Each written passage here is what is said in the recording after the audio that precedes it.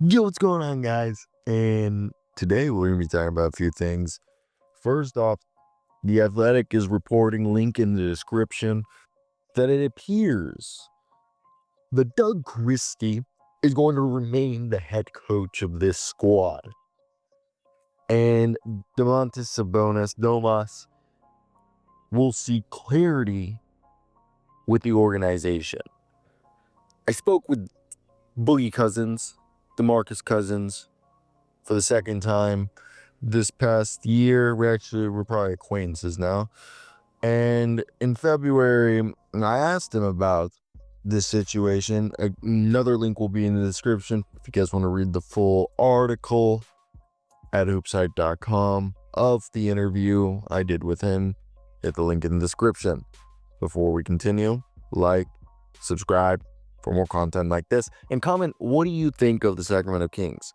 And he said the problem that he thought with this team was they just kind of went head first into this plan of just making the playoffs with no thoughts of, all right, we made the playoffs, now what? That's really a best way of taking what he had said and putting there. And I can't help but agree with Boogie, because he said it was awesome that they broke the drought and all that, but what's the plan? Where were they supposed to go after this? And I think Domas wants to seek that clarity, because now you traded De'Aaron Fox after having traded Tyrese Halliburton for Domas. So it kind of feels like that does not make sense. And I'm honestly willing to give Monty McNair more benefit than doubt, due to the fact that Vivek Ranadive is arguably one of the worst owners in sports. Just dig into his daughter and the Stockton Kings, and then dig into his other. He basically made all his money from a company giving him money to start a company at the right time in the IPO, then made money, and then got booted out of his own company for sucking, and then got money for leaving. So what we're hearing is, first, Doug Christie, as we've said, is allegedly going to stick around. And that's not surprising. There's no final decision what was written by The Athletic on Christie's future. Team sources said a continuation of the current trend would give him a strong chance at landing a new deal in the summer if the Kings decide to open up another coaching search in the offseason. However, they would be hiring their 14th coach since the Rick Adelman era ended in 2006.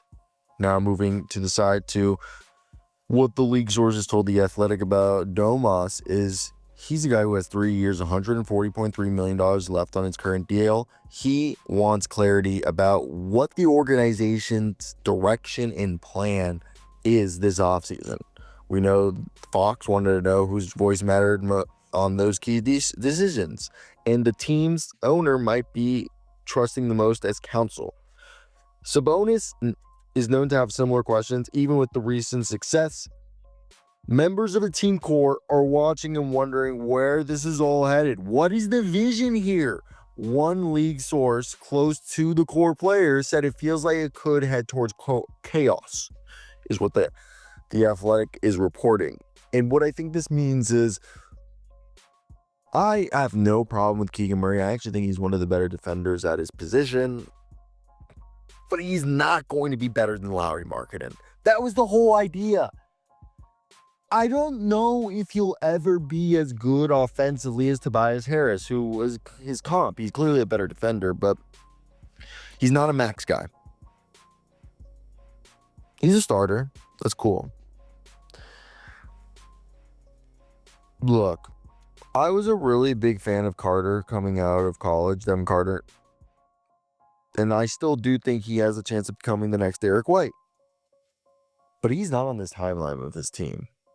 You should have traded that pick for a ready now player. Malik Monk is one of the best six-man players who should have been a six-man multi-winner by now.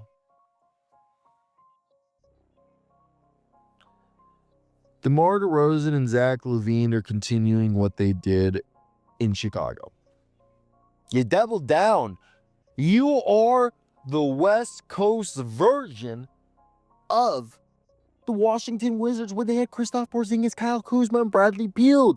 And we're saying that they were trying to build from the middle. And they had fired Ernie Grunfeld 10 years earlier and then replaced him with his right-hand man, Tommy Shepard, and just called it a new regime.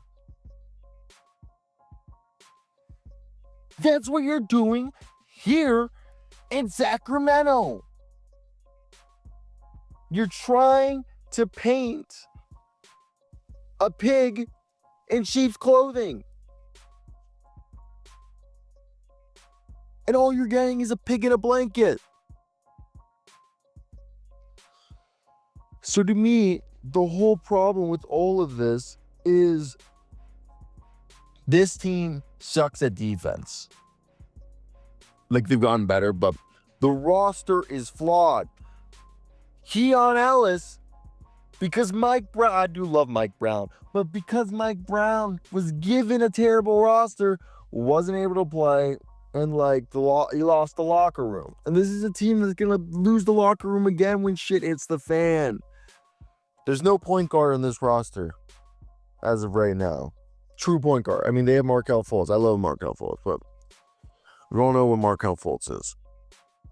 The way this roster should be aligned is, if you're going to have Sabonis out there, there's two options. You either do what the Timberwolves do, and you try to find, or you go get Rudy Gobert. And you just tell them, figure it out. And eventually it will work. Probably have to have Sabonis shoot more threes.